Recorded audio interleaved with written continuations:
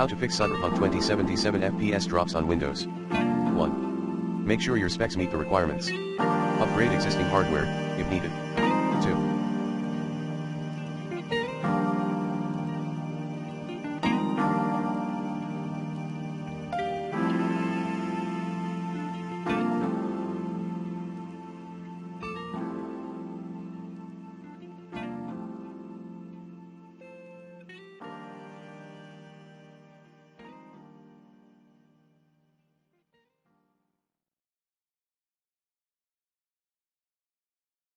Change your power plan to ultimate performance. 3.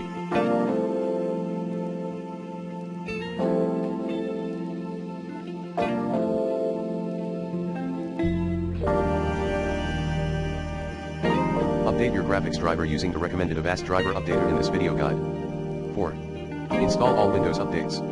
5. Enable hacks, hardware accelerated GPU scheduling, in Windows display settings.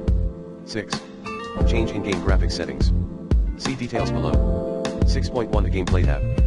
Performance, set crowd density to low. 6.2. Miscellaneous section, set enable analytics to off. 6.3 The Graphics tab.